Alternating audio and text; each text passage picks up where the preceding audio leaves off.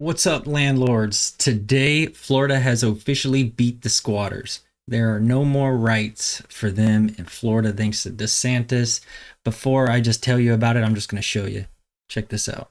You assume in America, if you purchase a home and own a residence, that's your residence. That if you happen to maybe split time in Orlando and Michigan, that if you go to Michigan over the summer, people aren't going to be able to just move into your house and then claim squatters' rights on your private residence. And yet, in places like New York and California, that's exactly what's happening in this country. Homes are being invaded, and those states and their laws are not siding with the homeowners, they're siding with the squatters. In fact, we have seen squatters move in and claim residence. This forces a massive, long, drawn-out judicial review before they can even be removed from the property. These are people that never had a right to be in the property to begin with. Earlier this month in New York, a woman returned to a property she inherited to find squatters living there. She changed the locks to get them out, and the state of New York arrested her instead of the squatters.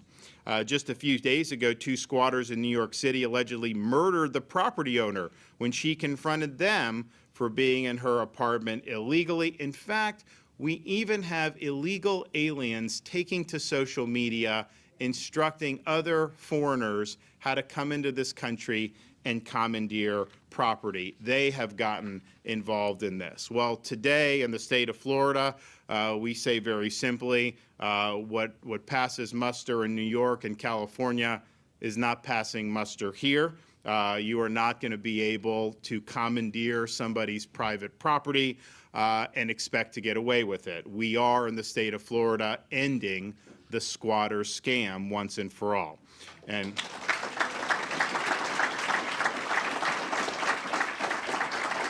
what you can do now, if you're the victim of squatting, you can simply fill out a form, give it to your local sheriff, and the sheriff is instructed to go and remove the people who are inhabiting your dwelling illegally. And that will happen very quickly. And I can guarantee you, it's just like you saw, I think it was a couple months ago, there was a discussion about some of these theft rings that happen, a lot of them with illegal aliens, and how people will steal in New York. Sometimes they'll try to come to Florida to spend the money, but they don't steal in Florida. And the question was, well, why don't you steal in Florida? And they said, because you go to jail in Florida when you do that. Yes, you're going to have really strong remedies so that if it does happen to you, they're going to be ejected. But the fact that you have those remedies, the fact that a Sheriff Lima can go in, send deputies, and liberate your residence for you very quickly, people are not going to want to even try this in the state of Florida. So I commend the legislature for this action. I think it's going to be something that is going to be very, very meaningful for this state. And look, you see these trends that happen in these other parts of the country. I think good leadership is looking and saying, okay, we're not going to repeat what is going on in these failed jurisdictions. And so the legislature was up to the task, and then here today we're signing this into law is going to show that the state of Florida is up to the task. So I thank the legislature for what they've done. We believe in the rule of law. We believe in private property rights. We think it's good that people can aspire to own a home. So the squatter scam ends today. With my signature on this piece of legislation, and the state of Florida will be better for it. To knock on the door and be met with squatters. You know, squatters actually is a very, very kind term. These are criminals and con artists that need to be held accountable to the fullest extent of the law. That is no more with the governor's signature on this document. Sheriffs from across the state will be able to provide the adequate resources and support for victims of these crimes and homeowners to preserve their property. And I'm incredibly grateful on behalf of all of our legislators and the governor to make this a possibility and give us, public safety professionals, another tool to use to protect our citizens of the great state of Florida. Thank you so much. All right, so here we go. That was like a 30-minute long public hearing, and I chopped it up and made it, concise. There's a lot of other irrelevant stuff. But anyways, I'll provide the link below just in case anybody else wants to see that. But this was perfect timing because I recently found a video like teaching people how to be a squatter. And I was like, you know what? This is perfect timing. Florida just figured out how to beat the squatters, and let me just put this out here and squash this next video. You'll see. Renting is expensive. Buying a house? No one can afford that. But what if I told you there was a way that you could live in the mansion of your dreams for free? Well, I'd like to introduce you to squatters' rights. See, when you think of squatting, you typically think of homeless people camping out in some disgusting abandoned building. But in reality, anyone can be a squatter, including you, and it doesn't have to be in a disgusting building. All you have to do is find a beautiful mansion that no one is living in, and there are a lot of mansions like this by the way. Then you just gotta break in somehow, make it your own, and if no one bats an eye for a while, well congratulations, because now the owner can't legally kick you out and neither can the cops. Thanks to squatters' rights, the owner of the mansion now has to legally treat you as an unpaid tenant. And as for the eviction process, it can take months, sometimes even years. Under the guise of empathy, squatting can pretty much grant you a free month stay or longer in any house in the US, especially in ultra-progressive states like California or Oregon. And who knows, if you play the system right, you might even become the proud owner of the home. What happens if you don't kick them off? So Emma Colton wrote this for Fox News. Squatter who won battle over dead woman's home sells it for a huge profit. So the guy squatted in the home. He was there long enough, he met all the requirements of the law to where he became the titled owner. And then he sold the house for a huge profit. Take this beautiful home in Beverly Hills for example, 1316 Beverly Grove Place. It sits right next to mansions owned by Jeff Bezos and LeBron James. They throw wild parties and raves, they have orgies that last until 10 a.m., and neighbors find condoms and drugs littered across the streets every day.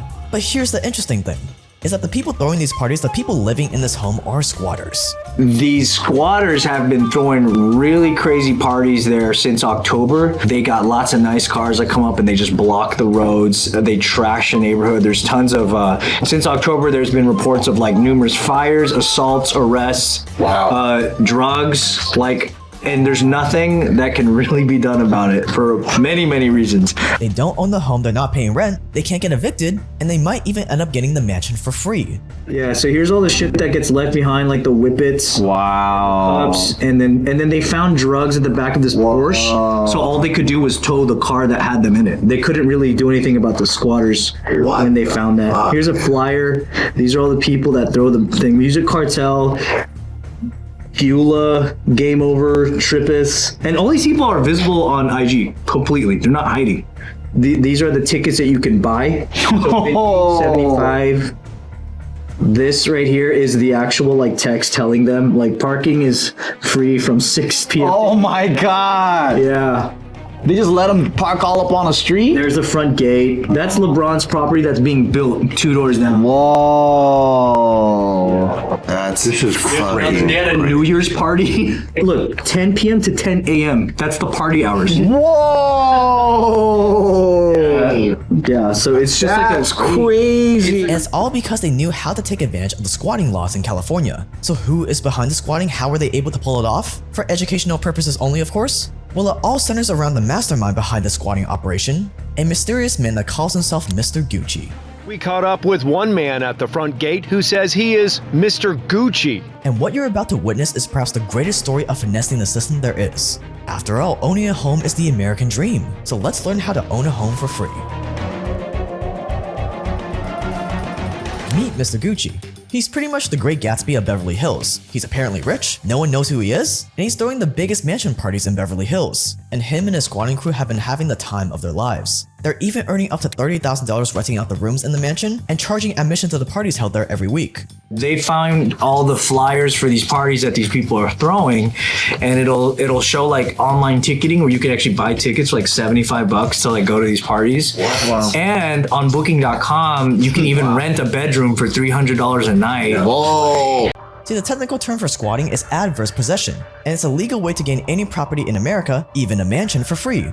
Rules for taking possession vary by states, so do your homework before you go out looking for abandoned mansions. The process requires you to live on the property for a period of at least 2 years in places like Arizona, or up to 5 years in California, or as many as 30 years in Louisiana. And then the property is literally yours. Like, you will get legal ownership of the house if you manage to stay there for 5 years in California, for example, while paying property tax. All you have to do is ignore the police, media, and realtors pestering you, because without a court order, they can't do a thing. Pretty sweet deal, right? You're one of the squatters?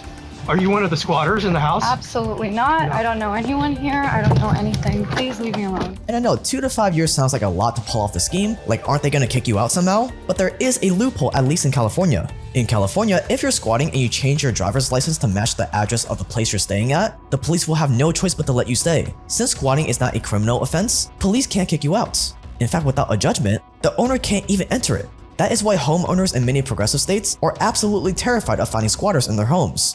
And that's exactly what the squatters at 1316 Beverly Grove Place did. So when police tried to get them out, the squatters were actually able to produce driver's licenses that had the address on them.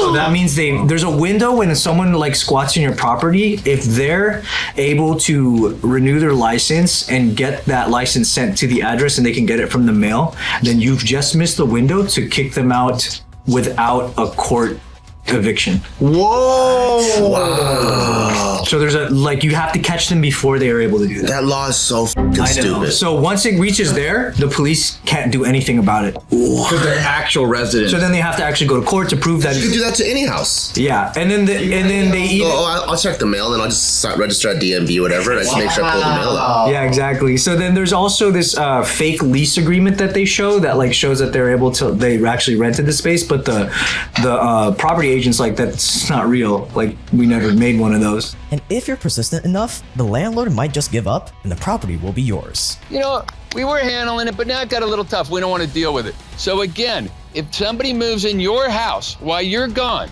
and changes the locks, this is our city. We need change.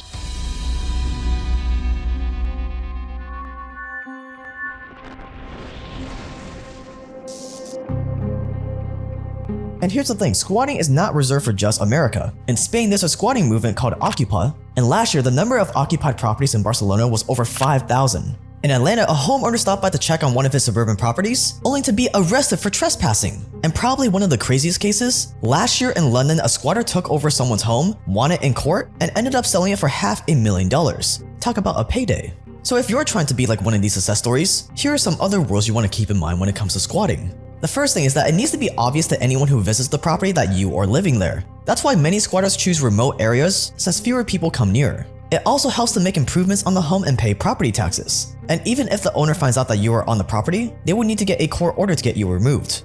Just think about that for a second. All you have to do is break into someone's house, change the locks, keep quiet, ignore the landlord, and voila! A mansion that normally rents out for $30,000 a month can be yours for free. The neighbors have complained saying, hey, here's the breach. They're using the property for something that it's not allowed to be used for. Well, those aren't really the people that are supposed to be there, so you can't charge them. If they were the homeowner, then you can get them in trouble for that, but they're not. And there's nothing you can do.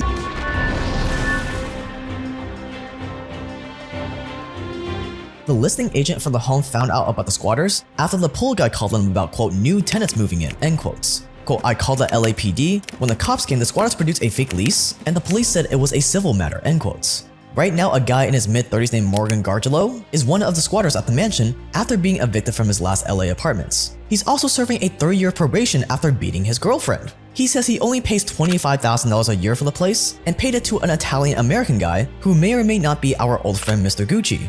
But this guy has also since disappeared and his phone line has gone dead. When questioned about this mysterious Italian man, his answer was quite vague. Quote, no idea. The guys had the keys to everything. Morgan also admits that he lives there with his 3 friends, and utilities are included in the contract, which is a really great deal, being that this house would normally rent out for about $30,000 a month, not $25,000 a year. The squatters are claiming that the former owner allowed them to live there, but the true owner of the home is really uncertain. So here's what happened. There's a guy named Jeff Scappa. He's the private mortgage lender that loaned $3.8 million to a company called MDRCA Properties LLC, who bought the home. Like a company bought the home, right? MDRCA filed bankruptcy, which froze the entire foreclosure process. So they're thinking that maybe these are friends of the people who are being foreclosed on. So this is like a long con. They'll do like Shabbat parties and like things like that. And the other events that these same companies do, like the flyer will show who's throwing the party. Like it'll have like names of companies and groups. And then the other events they do all over Hollywood. And then so they were offered $25K to leave and they said no thanks. And during this whole time throughout all the parties and the mess, since the house is still under the control of the court, the state has still been paying for the upkeep of the property. The listing agent asked the court to cut the utilities and ruin their fun, but guess what the court said? Quote, they said they couldn't because squatters have rights, end quotes. Or as the district attorney of LA puts it, you know, squatters have rights too. So what can we learn from this? It's that you should become a squatter. But isn't that crazy? What this tells me is if you're a landlord or you want to invest in real estate, you need to do it in Florida. I'll recruit you over here. And if you need help, I'll show you how to do DIY property management. I have a landlord group. You're welcome to join. It's free. The links are everywhere. The one last thing I'll show you is kind of like a commercial for Florida, how awesome it is. Here, check this out.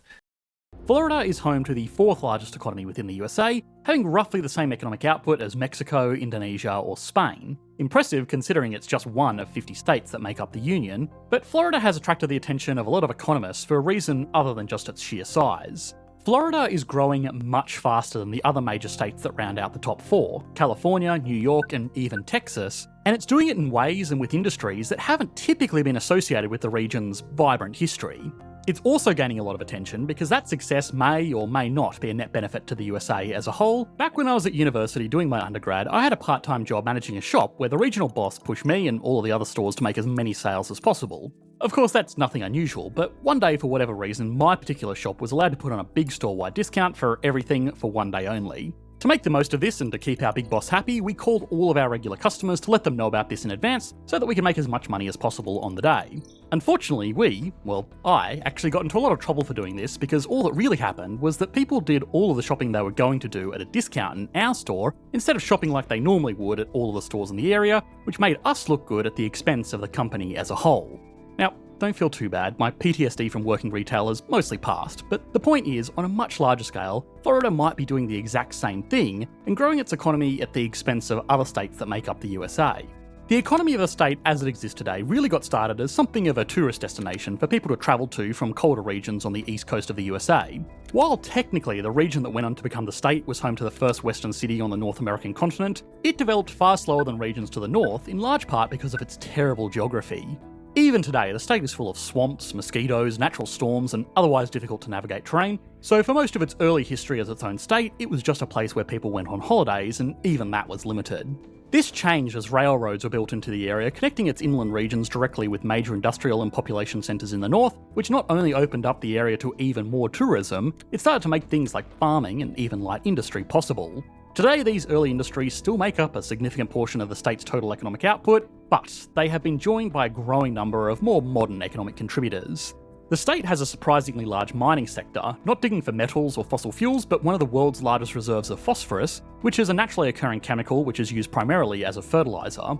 The USA has the 3rd largest agricultural industry in the world, behind only China and India with their massive populations, and on a per capita basis, farming in the US is far more productive than it is almost anywhere else in the world. The phosphate dug out of the ground in Florida supplies 3/4 of all fertilizer required by farmers in the country, which beyond just being a great revenue centre for Florida, also means that the USA as a whole is a lot less dependent than most other countries on limited global supplies of this resource for their food security. Now, these are all very interesting, but it's not what has been driving the recent growth of the state, and those are more the industries causing controversy.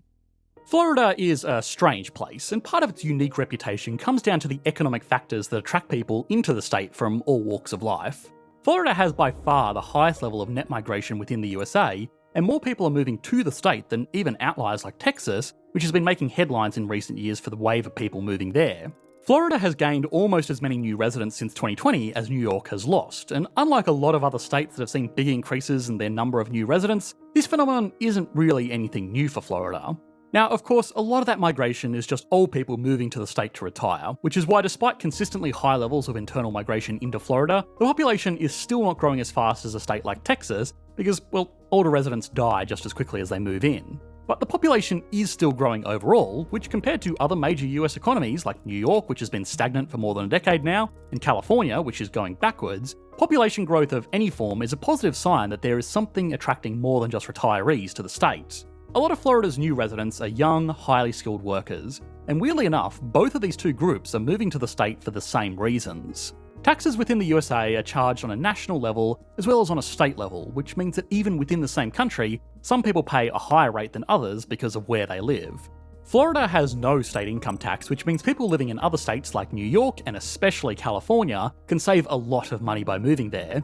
For retirees, this is a good way to get their savings to stretch a little bit further, but recently it's attracted a lot of people in some of the state's newest booming industries. Low taxes, nice beaches, and a lower overall cost of living than centres like New York City, Silicon Valley, and Los Angeles is great, but Florida wouldn't have been able to attract some of the US's most skilled and productive workers unless there were jobs for them to do there. Fortunately, the state has seen a significant increase in finance and technology companies setting up major centres of operation, if not moving their headquarters there entirely. The highest concentration of international banks in the USA is not in New York City, it's in Miami. And likewise, a lot of tech companies have set up shop in the state's biggest city because of its relative ease of doing business. Of course, there have been some high-profile cases of business interests in Florida going head-to-head with government power, and instances like this can genuinely have an impact on how desirable a region is to invest, work, or set up a business in, but overall, Florida is still perceived as being much less restrictive than other major centres like California and New York. A large part of the reason why average incomes in Florida have been increasing so rapidly over the last decade is not because the state itself has become more productive, it's because already productive and highly paid workers have been moving there either to work remotely or to follow the large companies that have also moved there. While this has been a huge positive trend for the state itself, it hasn't necessarily been good for the economy on a national scale, or even the people of Florida on an individual level. Now, we've covered the issue of capital flight and brain drain many times on this channel before, but we've never really explored it happening within a country, and in many ways, this is where it can be most intense. Now, as always, we don't want to repeat too much here, but brain drain is what happens when the most skilled participants in an economic region move from one area to another for better opportunities, leaving the region they are moving from worse off overall, because it loses its best workers, taxpayers, and possibly has to face skill shortages.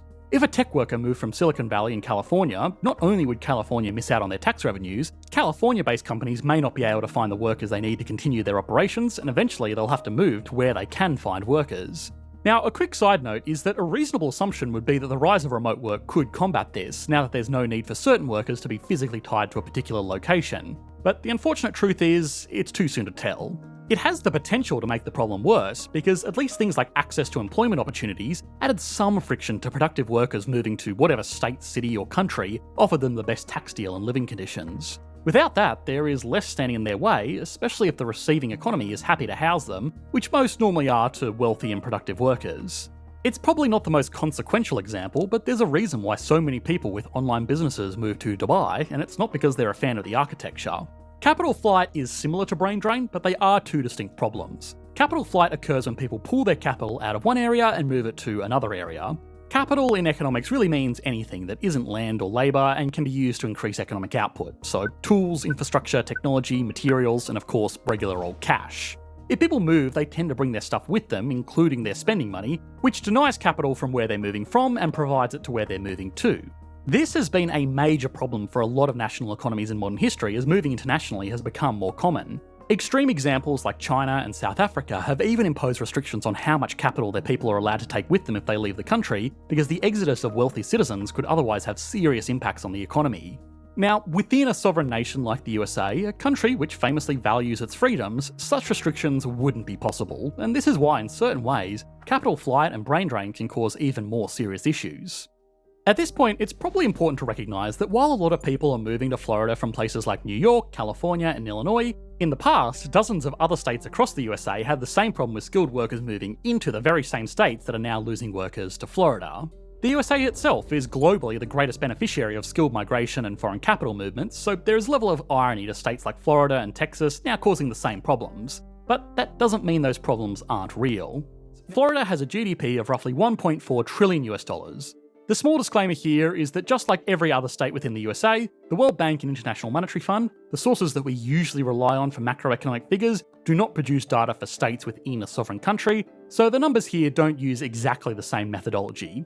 Even still, Florida's economic output is roughly equivalent to Mexico's, and if it was its own independent country, it would be the 14th largest in the world, so it gets an 8 out of 10.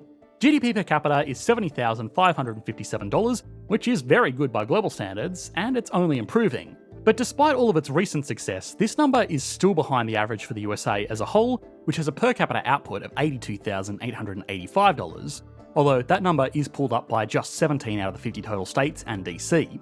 Even still, this leaderboard ranks economies internationally, where it would get another 8 out of 10. Stability and confidence is quite strong. It's a major state in the world's largest economy that uses the world's reserve currency, and despite the occasional political maneuver that makes headlines, the state is incredibly stable, which is in large part why so many major industries have been attracted there. It gets a 9 out of 10, only losing a point because of the internal challenges the state is facing and ongoing geographic issues like tropical storms, which can have a very tangible impact on the economy's future. Growth has been one of the strongest within the USA, which has itself been one of the fastest growing major economies in the world over the past decade. The economy has roughly doubled in size in the last 10 years, giving it a 9 out of 10 in this metric, even if that growth has come at the expense of other areas of the economy. Finally, industry. Florida, even for such a large economy, has a well-diversified economic base of agriculture, mining, tourism, and now financial services and technology. This is to say nothing of industries like construction, which are fantastic employers and have been booming thanks to new people moving into the state. Overall, the economy gets an 8 out of 10, again only losing 2 points because a lot of these industries still rely on the USA as a whole to feed them, rather than creating independent homegrown industrial bases. Overall, that gives the economy of Florida an 8.4 out of 10. Alright, well, Florida's awesome. I don't know what happened. The stream just cut out. I reopened it, tried to reconnect. I hope it's working. But for the last 22 days, I did 22 pull-ups. Let me see if I can show. Is it 5? Yeah. You can see the pull-up bar. And it's still before midnight. So if I can do, I think, another 22 today, today's day 23, that'll be 500 pull-ups in the last 23 days. I did it for my buddy Smitty, who commits suicide on the 7th of April. I'm going to edit the video and post it on his anniversary. It's been 7 years since he did that, and just in remembrance of him. The last like 3 or 4 days, I hung American flags there, and then I was wearing my blouses. I didn't have like my whole set, but I was like 2 striped, then 3 striped, and 4 striped, and then I even went all out and I put my blues on. So I think that concludes today. Let's see how many pull-ups I can do.